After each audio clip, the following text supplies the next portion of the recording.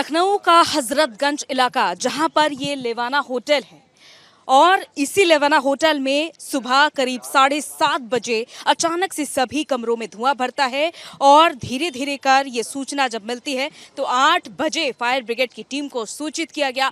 और तत्काल 24 गाड़ियां यहां पर पहुंची फायर ब्रिगेड की और 5 घंटे की कड़ी मशक्कत के बाद कहीं जाकर आग पर काबू किया गया। सबसे बड़ी बात, इस होटल में 30 कमरे हैं। 30 कमरों में से 18 कमरे बुक थे, जिसमें कि अभी इस होटल में कितने लोगों का रेस्क्यू आज किया गया है ये पुख्ता जानकारी नहीं है। अनुमानित तौर पर 30 से 40 लोगों का रेस्क्यू यहां से किया गया है और 8 लोग घायल हुए थे जिन्हें सिविल अस्पताल पहुंचाया गया, जिसमें कि 4 लोगों की मौत की पुष्टि होती है। और ये भी आपको बता दें कि इसी होटल में तीसरी मंजिल में सबसे पहले आग लगने की घटना की जानकारी मिलती है और आग लगने के कारण क्या रहे अभी इस बारे में भी पुख्ता जानकारी नहीं है, जिसमें कि बड़ी जानकारी यही मिल रही है कि किचन में जो तीसरी मंजिल पर किचन था वहां से सबसे पहले आग की लपटें उठती है और धुआं धीरे धीरे कर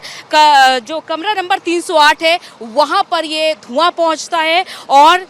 ये भी जानकारी मिलती है कि 2 लोग कमरे में मृत पाए गए हैं, जिनकी पुष्टि डॉक्टर ने फिलहाल की है। और आपको ये भी बता दें कि यहाँ पर इस बिल्डिंग को फिलहाल सील कर दिया गया है पूरी तरीके से और यहाँ पर लगातार अधिकारी पहुंच रहे हैं। जहां सीएम योगी आदित्यनाथ भी आज सिविल अस्पताल पहुंचे, उन्होंने घायलों का हालचाल जाना और जांच के भी आदेश दिए गए हैं और एक टीम भी गठित की गई है कि जल्द से जल्द इस पूरे मामले का खुलासा हो कि आखिर दोषी कौन है। डिप्टी सीएम ब्रिजेश पाठक भी यहां पर पहुंचे, उन्होंने कहा है कि जो भी इस पूरे मामले में दोषी होगा जल्द से जल्द उसके खिलाफ कार्रवाई की जाएगी। अब देखना यह है कि आखिर बड़ी लापरवाही थी किसी की, होटल मालिक की बड़ी लापरवाही थी, क्या आखिर वो बड़ी वजह थी जिसके कारण अचानक से आग लगने की घटना सामने आती। क्योंकि किसी भी होटल में सुरक्षा के पुख्ता इंतजाम होने चाहिए, ये भी यहाँ पर पुख्ता करना ज़रूरी होता है। और समझने वाली बात ये भी है कि क्या यहाँ पर फायर सुरक्षा की पूरी पुख्ता यहाँ पर इंतज़ाम थे या फिर कोई भी कमी थी जिसे पूरा नहीं किया जा सका था। क्योंकि यहाँ पर जितने भी लोग आते हैं यहाँ पर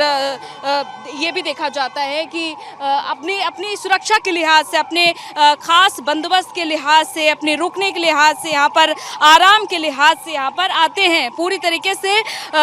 इस होटल पर डिपेंड होते हैं, खाने पीने से लेकर रहने सोने तक पूरी तरीके से यहाँ पर जो भी टूरिस्ट या फिर दूर दराज से लोग आते हैं पूरी तरीके से होटल पर डिपेंड होते हैं। अब ये भी देखना होगा क्या जो यहाँ पर सुरक्षा की गारंटी दी जाती रही है अभी तक उस होटल में, क्या उसमें कोई कमी थी या फिर कोई और बड़ी वजह है।